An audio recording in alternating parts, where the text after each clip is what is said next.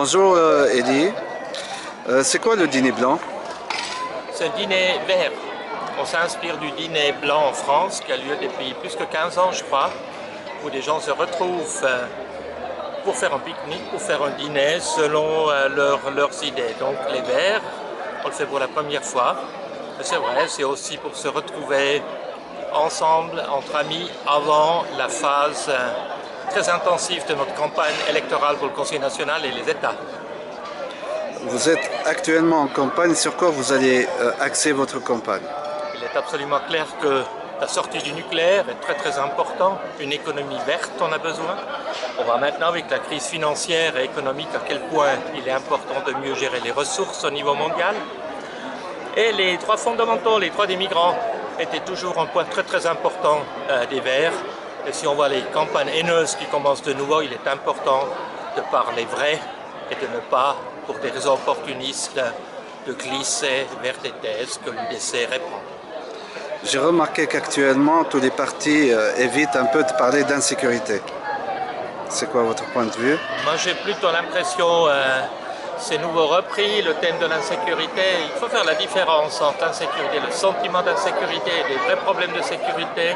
On peut les résoudre, il faut s'y attaquer, mais il ne faut pas lui donner une ampleur énorme comme certains partis et mouvements politiques et certains médias le font.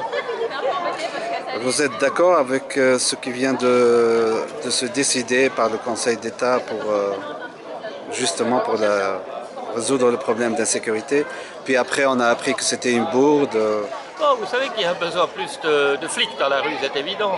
J'étais il y a maintenant une dizaine d'années dans la commission qui a traité la nouvelle loi sur la police. J'ai jamais compris pourquoi, quand on veut être policier, il faut pouvoir courir très vite, qu'il faut pouvoir tirer, qu'il faut mesurer plus qu'un mètre 65 quand on est dans un poste de police pour prendre des plaintes des citoyennes et citoyens où on leur a piqué le vélo ou la voiture, où ils ont un cambriolage.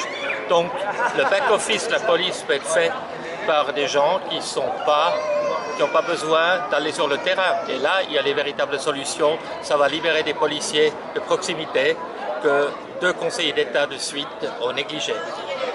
Quelles sont vos chances pour le 23 octobre? Voilà, donc au niveau de Genève, on espère gagner un 3e siège. Au niveau du national, Robert Kramer fait un excellent boulot à Berne, donc qu'il soit reconduit avec Liliane Maury-Pasquier. Et au niveau suisse, il faut se renforcer. On a aussi le but d'entrer au Conseil fédéral, parce que pour résoudre les problèmes de l'avenir, la révolution énergétique et la sortie du nucléaire, on a besoin des Verts. Les Verts au Conseil fédéral feraient bien au Conseil fédéral et avant tout à notre pays.